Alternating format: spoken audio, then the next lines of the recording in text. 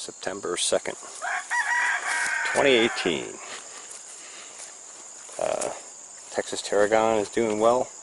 The few Kennebec potatoes that I planted late are taking off. They're doing okay. We do have a Colorado potato bug here. Well, larva. Interesting. Main thing I wanted to show in here was mulch is all on Leeks and Scallions. So I'm excited about that. It looks really nice mulched, and came through and did a light irrigation last night, so soil should be nice and moist underneath and should hold moisture in well now. Yellow wax beans are starting to complete filling and drying seed. Just to show you what they look like quick, I guess. Oops, sorry for the camera angle there. Very black colored bean, beautiful bean. So I'll be going through and harvesting these fairly soon, and then I'll have a fresh seed stock for next year for well, effectively green beans, but they're yellow. Basil's all flowering like crazy. I did an overshot on micro pack on these about a week and a half ago, and so I burned them a bit. But overall, they're doing well. Basically going for a seed run on these at this point, especially the sweet Thai, because this stuff is just fantastic. I have irrigated it pretty heavily to try and help it tolerate the over-foliar feeding of it, and that seems to be helping to bring some new green shoots back. Yeah, I went a little too heavy on micropack and accelerate.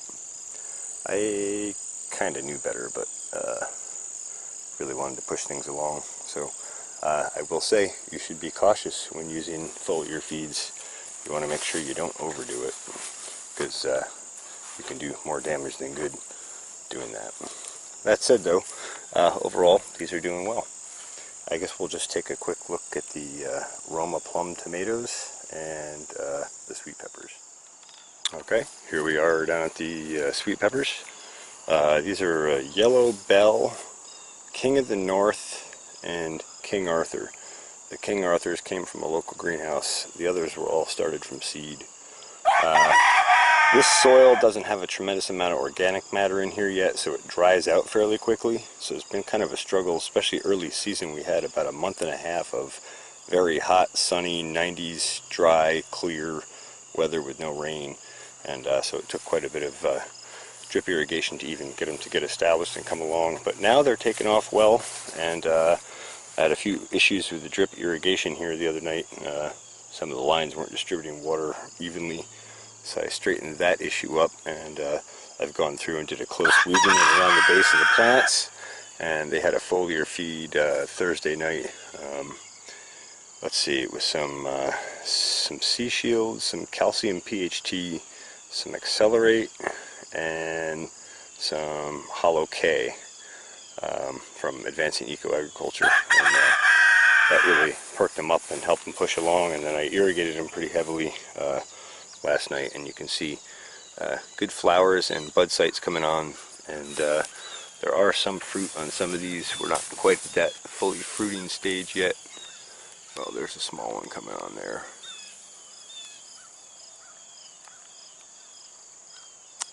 But anyway, they're doing pretty well now, so I'm excited about that.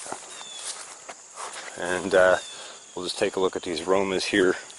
I had given several foliar feeds. Actually, about every 4 days I'm foliar feeding both the upper and the lower tomatoes, trying mostly to keep up with the potassium demands.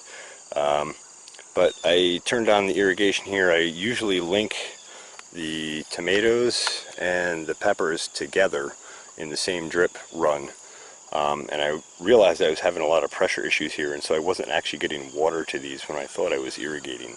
So I found that some moles had gotten in and chewed on some of the drip lines, and once you have a certain size hole in one of these drip lines, it drops the pressure across the whole grid, and so the drip emitters don't really drip and emit, and you end up leaking most of your water through that hole. So I came in, I snagged some drip line that was up on the onions earlier in the season, and I laid a whole new array on top of everything where the moles won't chew on it for now, and gave it a good 2-hour soaking last night, and so that should really help. One of the things about potassium, there has to be enough moisture in the soil for potassium to be mobile, so I think that might be part of this potassium issue. Also, this soil is not up to par yet either, and I put down some goat manure early season, and then we mulched over top of it with the cardboard mulch and then the grass mulch.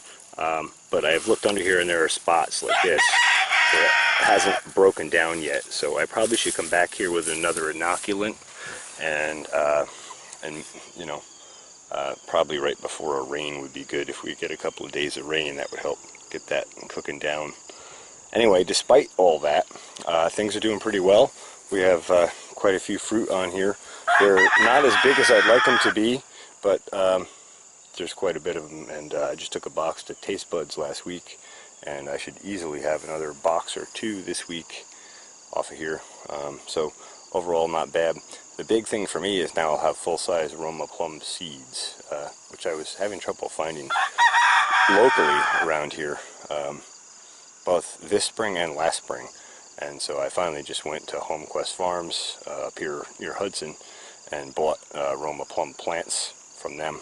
And then now, of course, I'll have my own seed stock and be able to start in the greenhouse from my own seed stock, which, of course, has been under the nutrition program, so should have a little bit better potential from a genetic standpoint. There are a few volunteer crimson beefsteaks in here.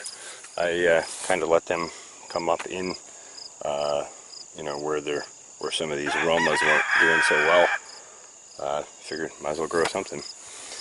I don't know. I just thought I would do a quick tour of these. Oh, I should go over these indigo rose cherry tomatoes for two reasons.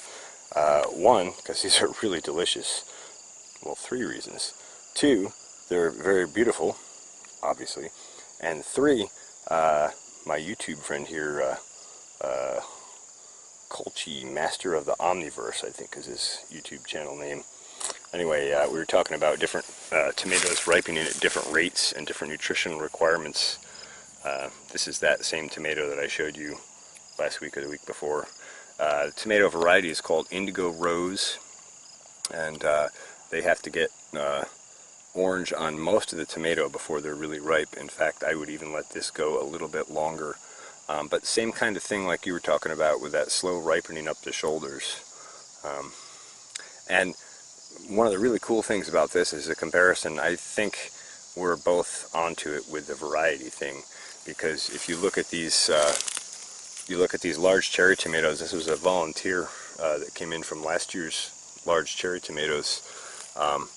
These are all ripening uniformly and quickly and fine, so that makes me think that these just require a much higher nutrient regimen. And like last year when these were in really good soil and started in healthy soil right from the scratch, right from the beginning, they were I mean, they were just loaded with fruit. They were just incredibly loaded with fruit. I'll actually see if I can dig up a clip of that, and I'll insert it in here, or I'll put it in as an overlay. Anyway, just wanted to give a little bit of a tour on the lower part of the farm here, and show how things are coming along. I realized I hadn't been down here in a while, and guess I'll give you a shot of the apple tree. We've had some sort of caterpillar get into this a lot this season, and I've seen them elsewhere. In fact, they were on my parents' blueberry bushes this year, and I've seen them on a couple other local estates. Seem to be doing a good bit of damage to some of these branches. I haven't done anything about them. I've just left them because I haven't had time to do any research on them, and I'm also curious what they do. If anyone's got any information on these, by all means, please comment below. The rest of the tree is putting on new growth and looking good where they haven't attacked it.